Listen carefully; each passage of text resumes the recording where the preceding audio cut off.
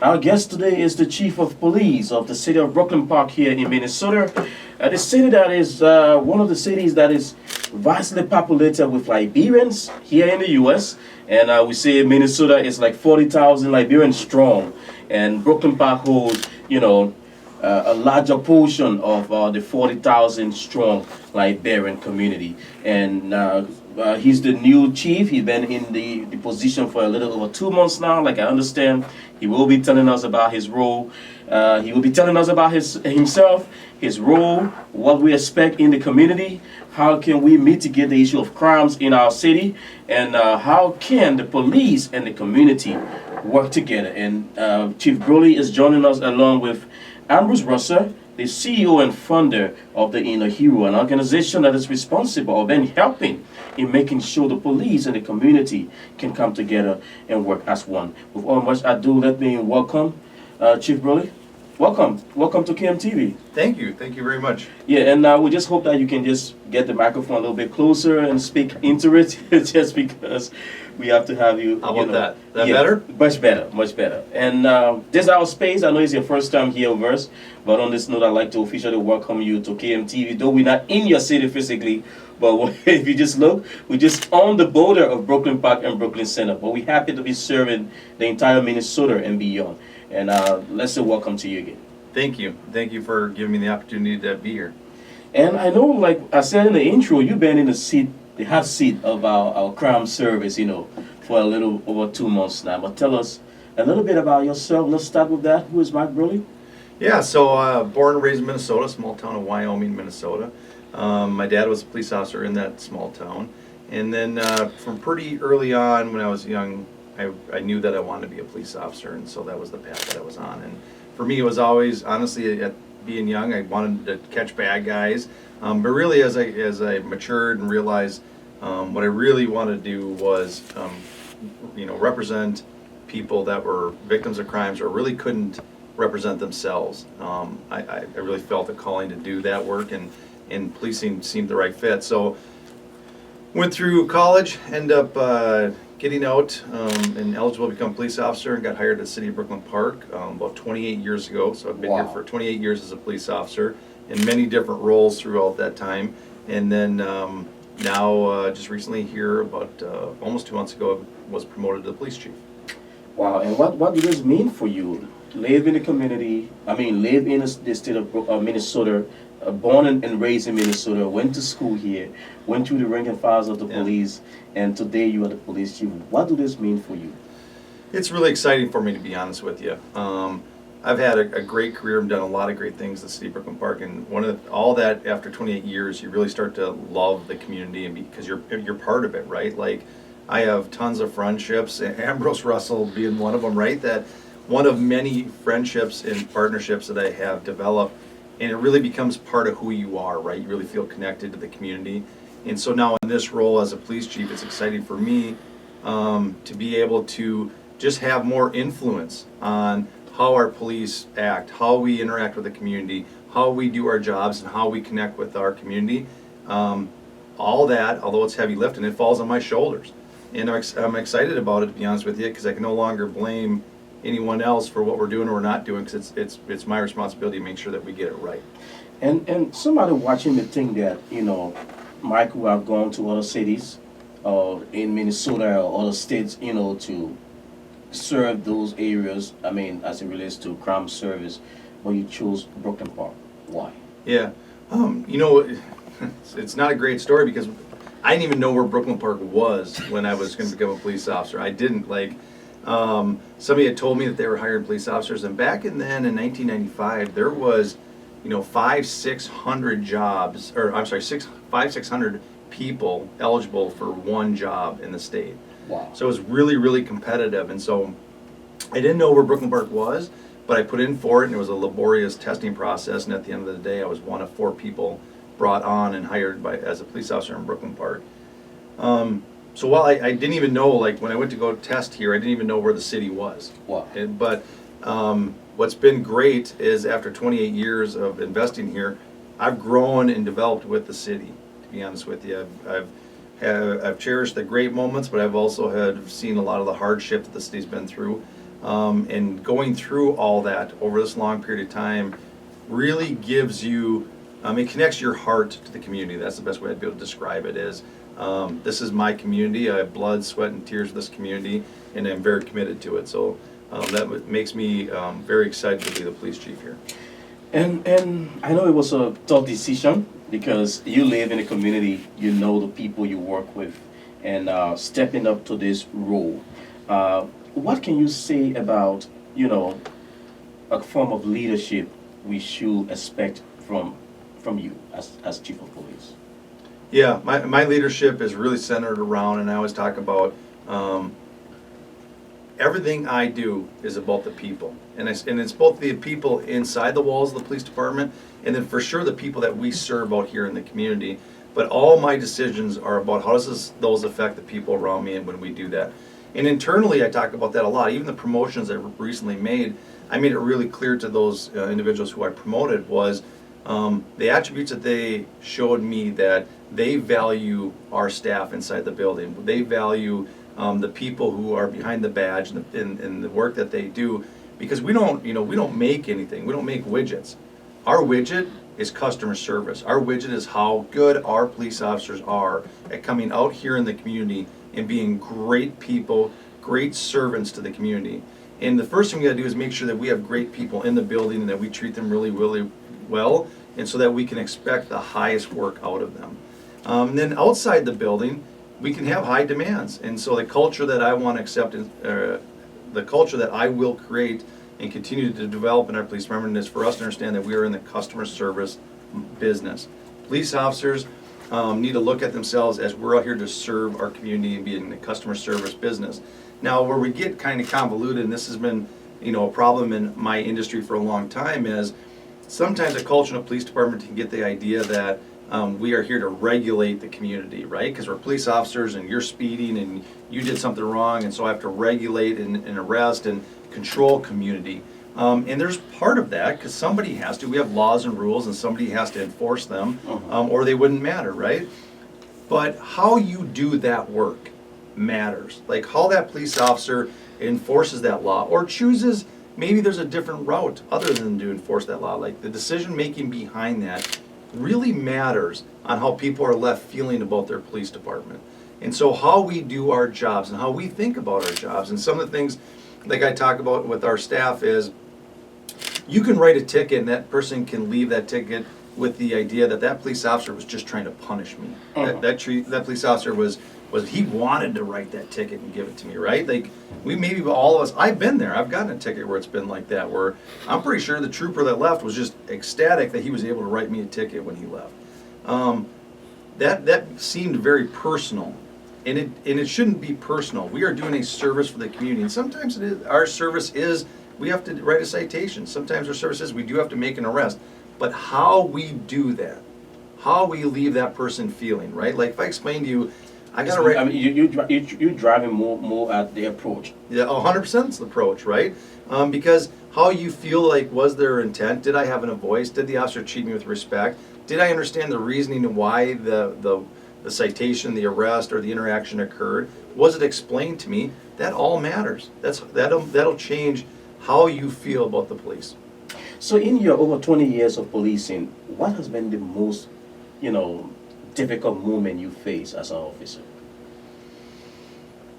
I definitely think it's really the last 18 months with, civil unrests, some mistrust in the police, critical incidents that have been horrible for our industry, horrible for our community, horrible for policing as an industry across the whole nation, right? Okay. And then, I say all that together because it's been disappointing when you really work really hard as a police department to have great relationships with the community, to build trust everywhere you can, to do the right thing, to have a culture that is really good, which the Brooklyn has a police culture that is exceptional. We are centered around serving other people, and our men and women do incredible things every day. And then you have some really bad actors in our industry that destroy that in literally a matter of seconds, or in some cases 6 minutes, right? So And then now because we wear the badge, and from our police officer perspective, we don't see ourselves as a Minneapolis police officer or as a Los Angeles police officer, right? We see ourselves as Brooklyn Park Police Department. Okay. But from a community perspective, every bad incident out there, they see the police uniform and the badge and assume the police are the police, right? And so if the police in California did that, then when I see the police in Brooklyn Park, that may be something that they do. And that's been disappointing and something that we have to get fixed. And I know that's a huge one indeed, that you have to make a lot of strong decisions in fixing those things. So if you are to step out in making sure you can, mend the fences between you and the community, what would be your first, role in that? I know you're just in the hot seat for like 1 or 2 months now, but you've been there before. You've seen things happen in the city, the state generally. You know what happened, like you talk about some of the issues with police nationally. What would be the first approach for Brooklyn Park from you? Yeah, the first approach is people need to get to know me as a police chief. I need to get out in the community, do things like this. It's one of the reasons why I'm here today, right? And this is one of many things that I do and will continue to do to build relationships with people. Brooklyn Park's big, but it's not Los Angeles, right? We're 86,000 people. Key people in this city who want to meet their police chief should know who the police chief is and understand what drives me and what kind of police department am I trying to create. And then I need to do things that really do to center our work around the people. One of the things I'm working right now is a chief's advisory board that I'm trying to create. Okay. And things like that, where I tell a community, like I'm going to have a community group that I meet with routinely, and we're going to talk about police strategies and policies and decision making because I value the community. Again, when you believe that we're policing with the community, when you believe that everything we do is a public service model, then it's easy to say I need to surround myself by community members and bring people in because I'm supposed to be doing the work of the community. That's how policing in modern society is supposed to work. Is we agree on what the rules are and how we should do it, and then me as a police chief, I'm supposed to go get that done. Okay, that's a good one indeed. Nathan, I know you're not you on the other end. You're basically into the records. He always want to be, But if you have something to chip in, you can. Don't feel left out. And you are partnering with Ambrose. The inner hero. Let's bring that because we're looking at the police and the community working together to have a safe relationship. We want an officer knocking our doors, and then we don't feel, afraid that why is the police here again? I should be able to open my door and say, "Oh, how are you? How can I help?" And expecting to get some good news other than an arrest warrant or you're causing too much of loud noise, And that's where Ambrose comes in with the community and settling these issues that people feel negative about the police. And tell us firstly, how is it like working with Inner Hero just before we bring Ambrose in? Yeah, it's been great. Ambrose and I have been friends for a long time, to be honest with you, and worked together a long time. And, Ambrose, I would hope I could be able to articulate that he is an example of what I would love a lot of our community members to be able to stand up and do and partner with their police department to do this work. Because the reality is, it's difficult for me to just go knock on everybody's door and talk about the police and build that relationship. But as we build community partnerships, like with Ambrose and his group, it's a force multiplier, meaning that we are then able to get out and do our community outreach deeper and touch more people and build more trust. And it's not any one thing that we do is going to build that trust with the police. It's everything that we do. It's how we act. It's how the police officer's culture is. It's how the police officers look at their role in the community. And then it's how we connect with the community. Because the reality is, like you asked about when you knock on the door and somebody's talking to you from the police department about loud music, that's part of our job. That's going to continue to happen. But what I want the community to understand is that police officer is there to make good decisions, right? To partner with you and go, I need you to turn the music down, and here's why. I didn't just show up here, somebody called, it's disturbing somebody, and by the way, if we turn it down, we're good. You're good, you're gonna have a great night, the rest of the community that lives here is gonna have a great night, but if you don't, there are consequences, and those consequences are not because of the police. Consequences, generally speaking, are because of the actions of the community members. And there has to be that element as well, where we teach the community that you have to be responsible for your own actions. Every time something goes bad, it cannot be the police's problem. Unfortunately, when police get called, but things went bad long before the police department got called in a lot of cases. So to be honest with you, we all have to come to the table and go, we all have a role, we all have responsibility, and I think Ambrose has done a great job of being a great partner for the city of Brooklyn Park for a long time. So Ambrose, you want to speak to that? Let's pick it up from there. Your own working with the police department of Brooklyn Park. I know you work with different departments, but let's narrow it down to Brooklyn Park. What can you say? Yes. Again, what Chief Bruley said is really needed, and the key word here I would say is trust and legitimacy. All right. Once we can build trust and legitimacy that a community organization such as Inner Hero, working with the police department, that we can work together for the common good. Because a lot of stuff that will happen between the community of plainclothes and the community of uniform, which is the police, it don't always come to be good. Sometimes will be bad.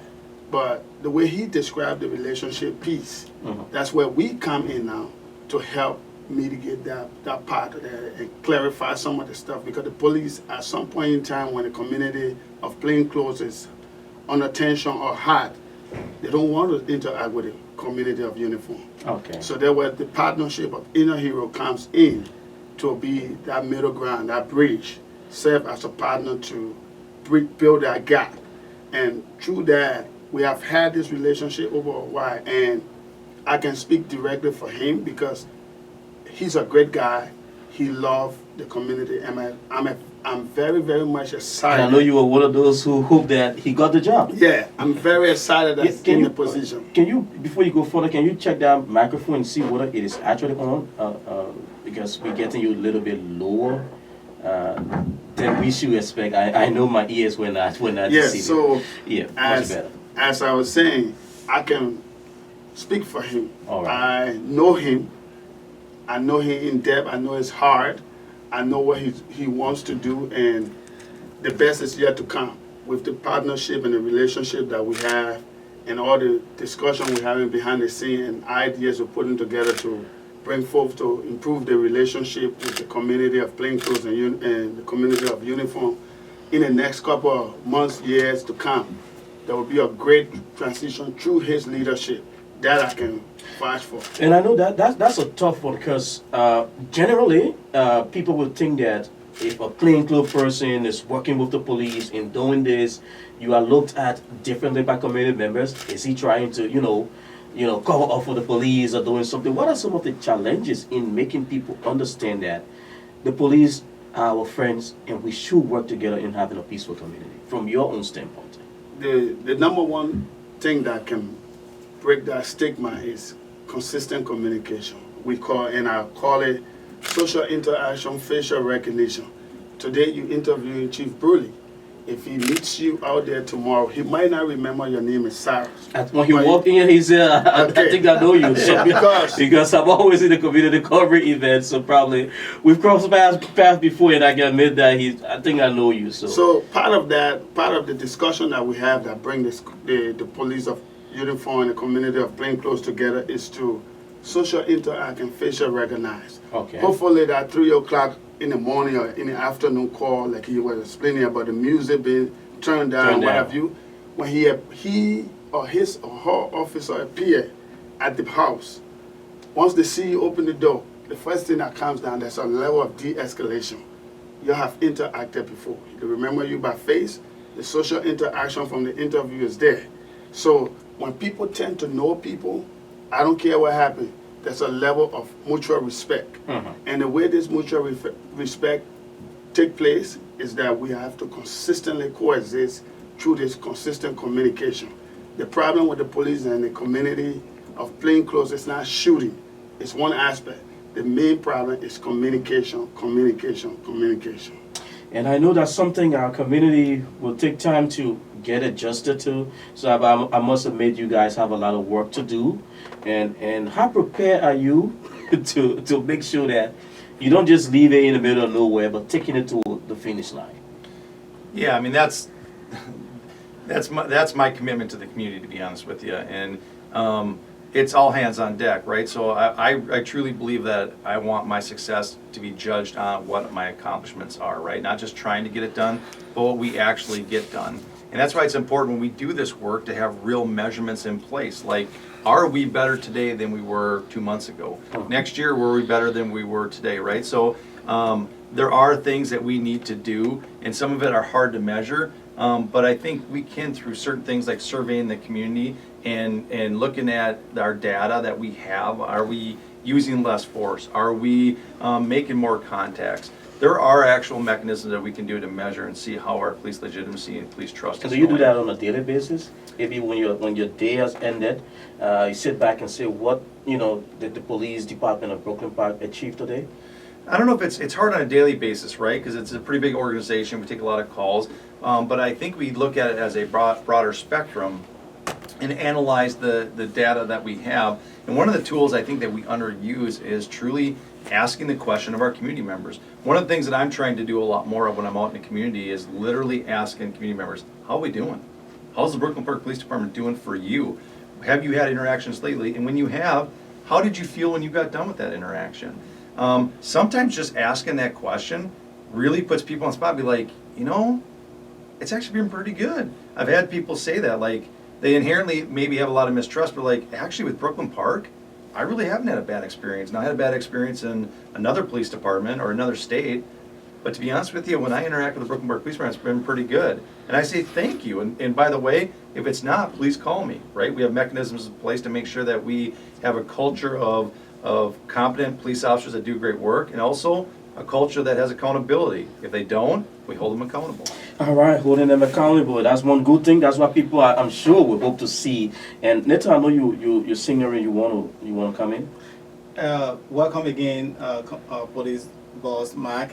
I'm concerned on the issue of funding for your department in Brooklyn Park, and also crime statistics. How are you going about dealing with that? Yeah, no, both great questions, right? So money's always an issue, and that's just the reality of it. But I will tell you, I have a lot of confidence, and I don't believe funding is an issue, because when it comes to policing, police legitimacy, building trust, accountability, and crime, the city of Brooklyn Park is completely committed, and that's everything from the city manager all the way through the mayor and the city council members. And so I've had numerous council members, including the mayor, ask me, what do you need to get your work done? Do you need more police officers? Do you need more money?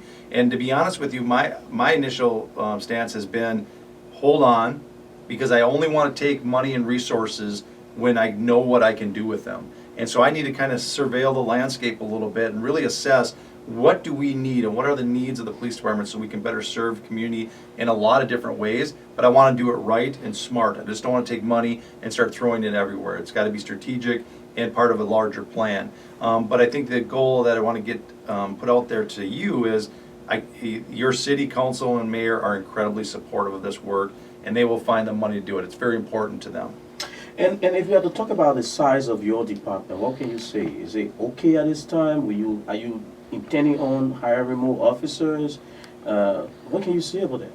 Yeah, no, I definitely see a need of additional resources, but we are actually having a really tough time just getting up to 107 sworn officers, which is the authorized strength of the police department. The truth is, over the last 2 years, the police department police industry as a whole has seen people that just don't seek this out as a career anymore. Wow. People don't want to be the police. I mean, we've had about 25% of our police officers walk off the job or retire over the last 2.5 years, which is a huge number of police officers. And then the compound that's across the whole state has seen the same and similar circumstances where police officers just don't want to do the work. Well, the other thing we don't talk as much is, our young people are also not seeking this out as a career. They just seek it out as uncertainty. When we try to recruit, people are like, that job's for me, not for me. I'm here to defund the police. I'm here, we don't need the police. I'm seeing cops getting thrown in prison. Why would I want to do that job? And so we also have work to do with that stigmatism to be able to get over it and recruit our youngsters, especially diverse candidates, to do this work. Because one, we need the diversity in our industry. Two, we need people to show up to want to be police officers. This still is a great profession. This still is a noble profession. And I still believe that people have a calling to do it and can do great things and serve other members. But we got to get that message out. And that's where Ambrose comes in. And the last time you spoke about, reaching out, encouraging people about the police department. You're talking about the university and other things. How is it that going? So, yes, just to add to what the chief just said, the importance of the policing as a whole for the community is not just the present police officers or the chiefs. He will retire. He could, today or tomorrow, something happen, family situation, and he leaves. What happens when we're not the protector, but just always being the protectee? At some point in time, we have those discussions. That's what Inner Hero is about.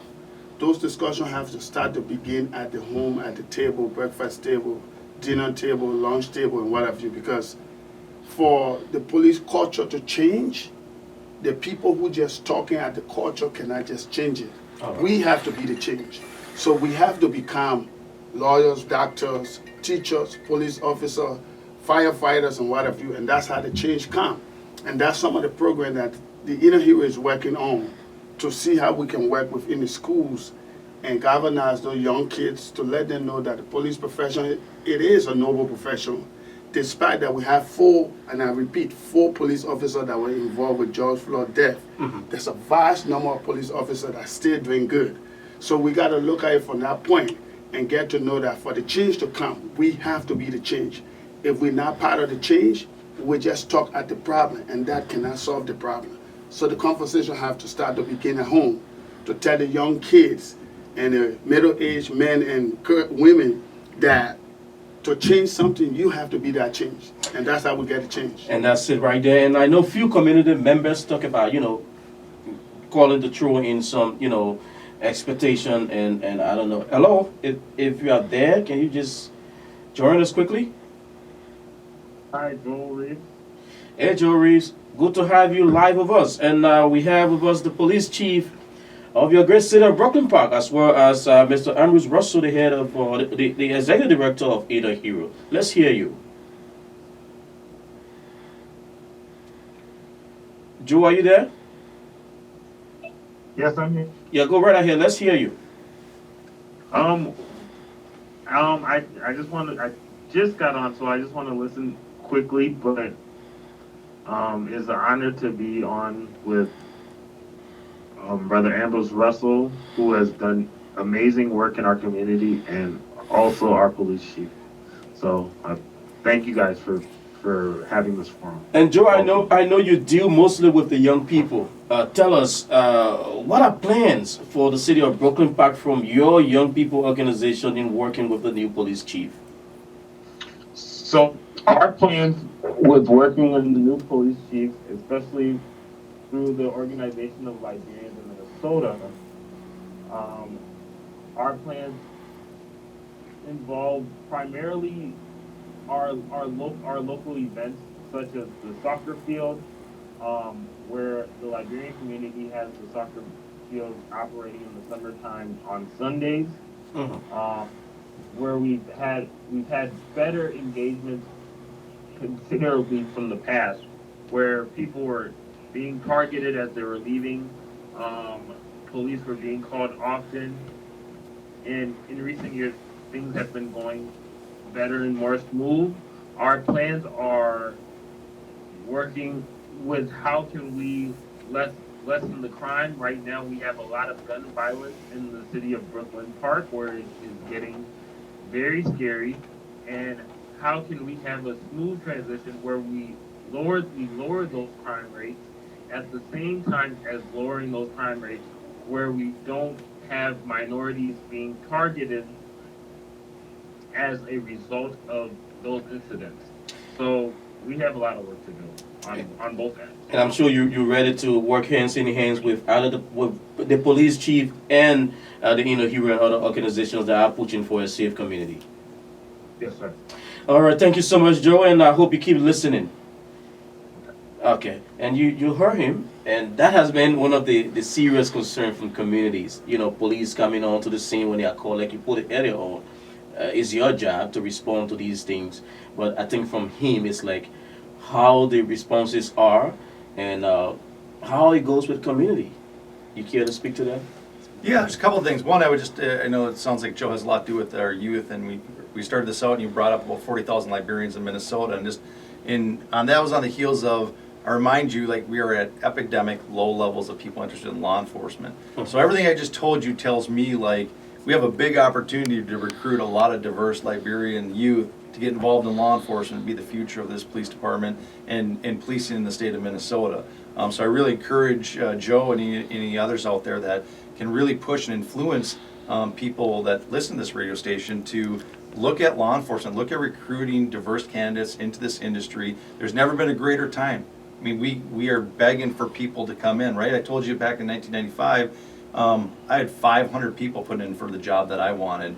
Now there will be 5 people putting in for a job. So great opportunity for us to diversify our police departments, which is something, and really diversify the industry and law enforcement as a general is something we really need to do.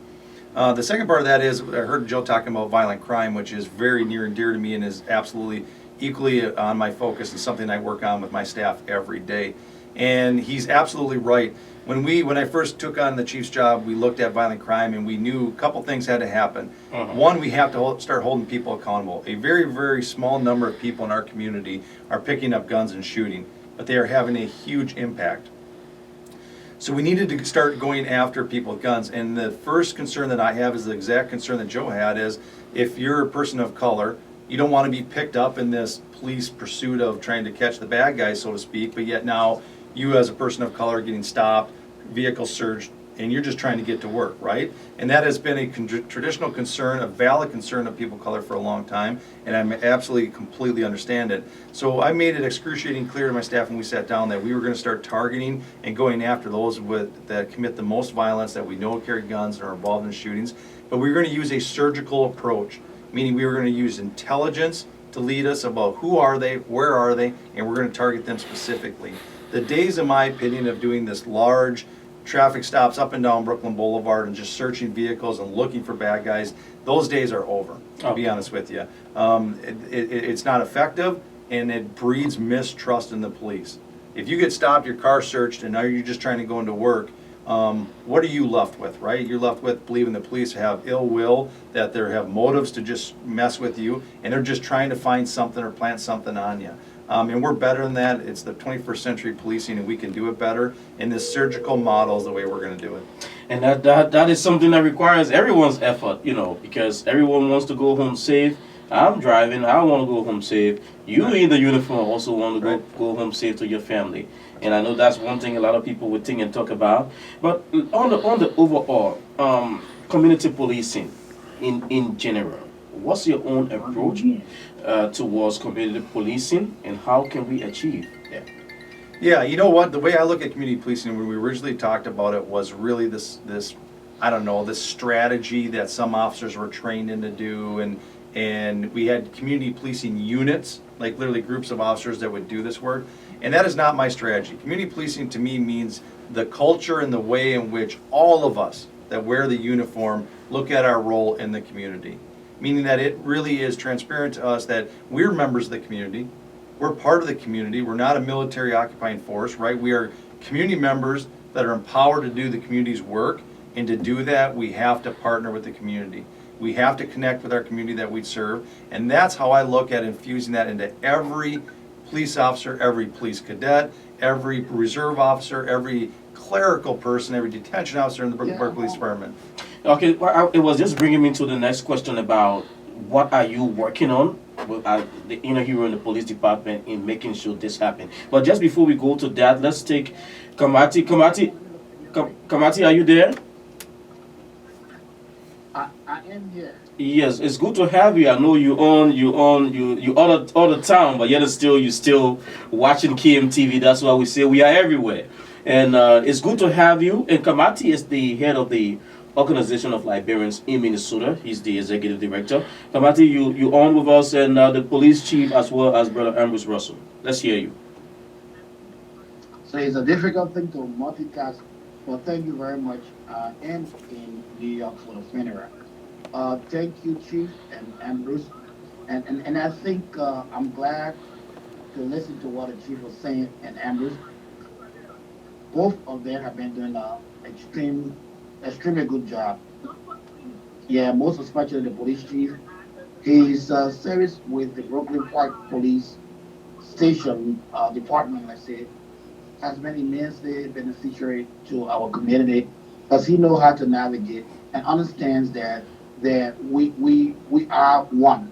Our commonality is embedded in our diversity as a community and as a people, and the growth in terms of the diversity in the state of Brooklyn Park is reaching a staggering level. So as we grow and have different cultural backgrounds and orientation, it becomes much more challenging how we engage one another as a community because police forcing is a team job and it's a one-way street.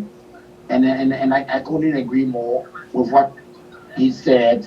So basically, yes, we all as an organization is playing its role. We have our after-school program.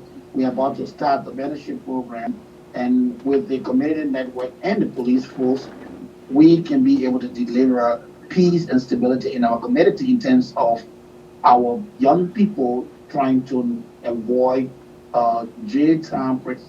But both community and the police has its responsibility. Okay, while it's true that the police has to enforce the peace and the law, how do you go about doing it become challenging when you meet with a group of people that have different cultural background? And I think that is the catch we have to all understand. That's a challenge that we all have to face. How we navigate that, that'll be it.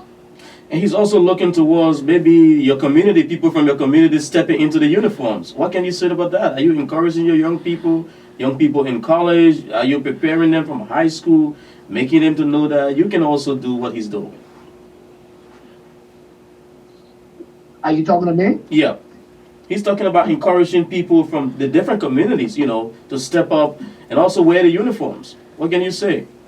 Because it's good, and you see, the police has a role to play in making the police accessible and acceptable. Accessibility and acceptability are two things that the police has a key role to play with regards to the community. If the community members are free to engage the police, if the community members have access to the police and they understand that the police are not the enemies, but they are a peace because they are the friends, how they make much easier for the police also have the role to understand to make the community member feel that they are partners, that they are friends and not the enemy. So that is a crucial role. Our responsibility to also help and instill in our young people that look, the police are not your enemy. Police is your more friend than that. All right. So I think yes, we do have that role to play. All right, thank you so much, Kamati. I know, like you said, you are multitasking, but at least you were able to step away from whatever. We hope you also have a wonderful time out there. I know it's not a good time for a funeral, but we hope that you keep safe out there. All right, Kamati Dian is joining us from New York, and you listen to him. You want to chime in on that? No, Kamani's just great people. I like to put a uniform on him and get him out here. Oh, you want to be the police? That's what I wanted to ask him, but no, Kamani's also a great perspective, great community member, great community leader, doing the right work, and he's exactly, when we talk about like Ambrose, Russell, and other community members, that's what we're talking about. I mean, that is, when I talk about my love for this community, right, as I've grown in this community for the last 28 years, those relationships and seeing how amazing people that are on this community, the amazing work that they do all the time, it really inspires me to just know that there's a bright future for us. Now, I was coming to that question just before Kamati joined us about what's planned for, as a collaboration with Inner Hero. Is there anything in the pipeline that we expect to see coming up soon as it relates to the community and the police, mending those fences that we talk about? Yeah, we've met several times, Ambrose and I, and Interheel. We're looking at where the intersections are. They do great work. One of the challenges I have is I've only been here for 2 months, right? Like, I hardly have any time on my calendar as I try to deal with so many different things, and then just get my skills worked up of where I think we need to spend our time and money. And so that's kind of the challenges that I've been navigating to figure out and map out what do we want to do. But there's no question there's work to be done that we can intersect with Inner Hero. Like I said before, I have a lot of confidence in the group, the work they do. And there's a long track record, to be honest with you. I mean, Ambrose has done great work for a long time, and not just in Brooklyn Park. I mean, he's had a big influence on the whole region around Minneapolis on things that he's done. So there will be plenty of work there. I'm just trying to line up how we're going to do it, how we're going to pay for it, and how does it fit into the big scheme of what we want to do year after year. And Ambrose, I know we see something already popping up about November. You care to tell us about that? Yes, so part of the safe community and the community policing that we talk about, I believe it all stems from the homes. And if me being a father of 7 and successfully thus far raised my kids, is that you cannot export where you don't grow. And it is the homes that builds community. It is the homes that build the schools. It is the homes that will build the police department. It is the homes that will build a state. And also it is the homes that will build a nation and build a world. So this, for sure, what I'm trying to say here is that the family structure have to be built. Okay. If the family structure is broken, the police department will be broken. So this new program that we came up with, I also discussed it with the chief to have families sit and talk about how can we build and strengthen the family structure, building more relationship over control. Is that in those conversations, we can build leaders. Because if the kids find out that we can have a common dialogue and not just instruct, but rather have them involved, that's how we change things. And if we start to talk about that, and hopefully maybe push the conversation towards the police department, the police profession is a noble profession. Despite we have had ups and downs, despite we will still have up and down, there's still a reason why people of color should be officers. Because that's one of my struggles doing this work for over the years and what have you. People of color would talk at the police, but a lot of people of color, so to speak, don't want to be part of the police. How can we break down that stigma? How can we get ourselves to not just be the one pointing at the problem, but being the solution? Because when you have a legislation being given, it has to be implemented by men. And if you're saying that the police culture now is not great, how do we change it? The only way we change it is by you being the change and I being the change, and change beginning with you and me. So that's a tough one indeed. So we see that coming up in November, I think November 19, right? Yes. We already committed ourselves to making sure that the public outlet gets to know what's going to be happening. So we will be there to roll the cameras. And Chief Bruley, you just listen to him. What would that mean for the police department? If the parents and the kids can sit on a table, police are also there, have a conversation that will narrow down what we see and what better we get in the future. That's how we got to do it. I mean, Ambrose keyed up on how important communication is to begin with. And the reality at the end of the day, we as humans are everything we do is based on relationships. And when we have relationships with people, it's really hard to mistrust them, right? Like if you sit and eat with me and Ambrose, Ambrose has a lot of trust in me, but we've known each other for a long time, right? This gentleman behind the camera, he probably doesn't trust me. He just met me 5 minutes ago. But if him and I went to dinner and sat down and talked, right, he would learn man, if I knocked on his door in loud music, he'd look at me and be like, hey, Mark, what's up? Chief, what's going on? And they're like, hey, turn down the music. You know what he would do? Be like, yeah, I'm sorry about that. You want to go to lunch next week? Right? So that relationships are how human beings get things done. Relationships are how we build trust. Relationships and understanding is absolutely crucial to how successful we're going to be when we talk about police legitimacy. And so when I can't overemphasize how important it is to have these conversations. And here's the other thing. So we talk to 20 people on the 19th, and kids and parents, and they build a relationship with the police. They're going to go back and cascade that idea, those relationships, down to the other people that are in their influence, right? So they're going to tell their friends, their other children, their moms, dads, and that is how we really get momentum in building police legitimacy. All right, we're almost out of time, but I think another community member might be calling in. Let's hear you. Hello. Hi, sir, how are you? I'm okay. Can you tell us who's this? Antoinette, with your sister. Antoinette, are you calling to talk to us about what we're talking about, the police and the community? maybe this is this is not one of the calls that I would be expecting. Sorry, that's why sometimes you don't want to just. But it is good that we're having this. Like I said, we're almost out of time. But Ambrose, if we have to wrap it up, we'll start from your end. I know he talked about a great relationship. How far do we see this going, and what should the community expect? The community should stay tuned. We are working behind the scene on a couple of programs, and like Chief just said, he just came in the seat, so he had to dissect all the ways and means how to move ahead. So it's going to take a time, but definitely we have some plans, and the relationship going to get better. But it only gets better when you, me, and every one of us are part of the solution. The solution is not a one-man thing. It's not a one-way fix. He don't have all the answers. I don't have all the answers.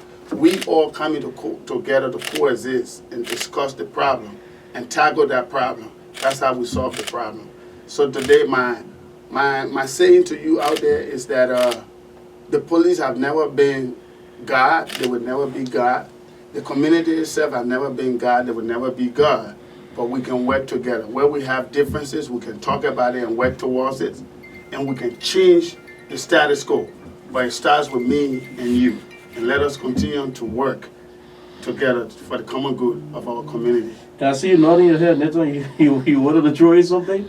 I mean, it's good that police and civilian work together to bring about harmony. In the U.S., meaning in Brooklyn Park, like you and I know that there's a famous saying I learned when I was doing my conceal to carry. Say guns don't kill people, people kill people. And I want to know from you, what is the criteria in conceal to carry? Is it allowed in Brooklyn Park?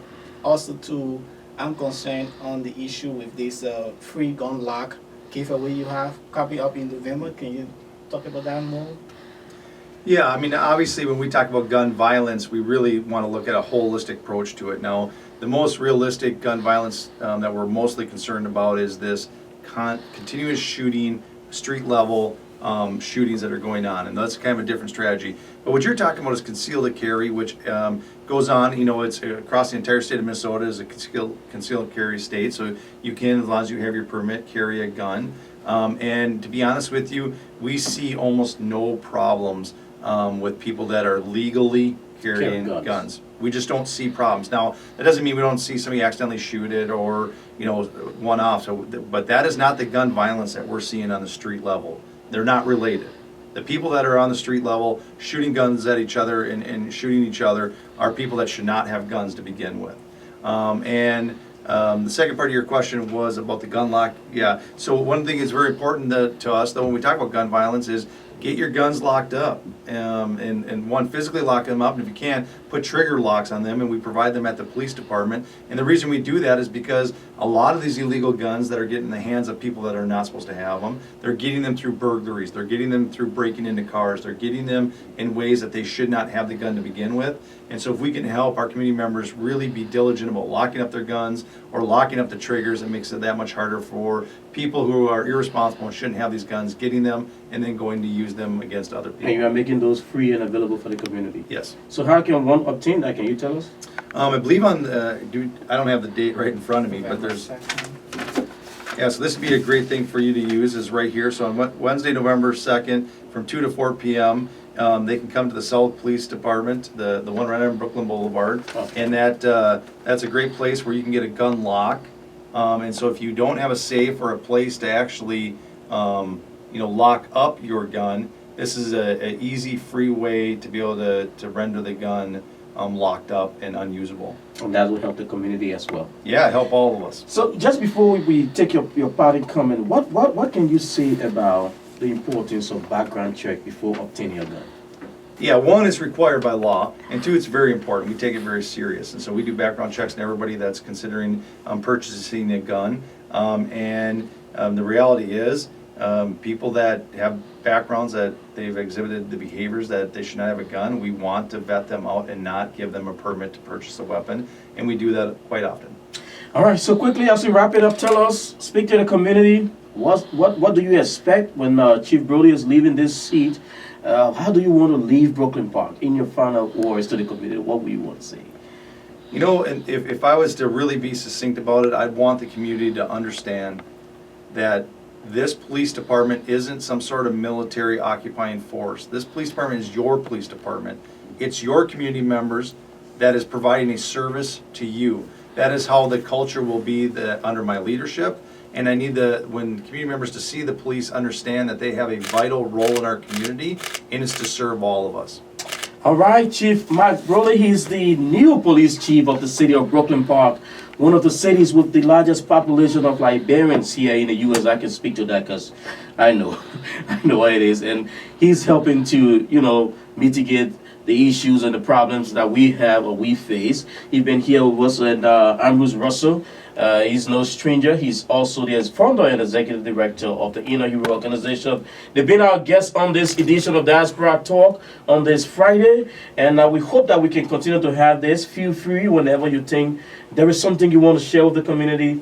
You know how to get us. Let us know. We hope that when you are getting out there as well, whether it's door knocking or it's just walking in the community, we can roll the cameras and let the people see exactly what you're doing as you plan to break the barrier between the police and the community. I know I'm receiving. Yeah, so Sarah, just to confirm or just to reiterate, I talked to the chief and we're looking to do this update at least almost maybe, I would say maybe now up every month or every other month. To tell us what's happening. So yeah, we're gonna keep coming on the show. I'll kind of connect with him and the timing and what have you.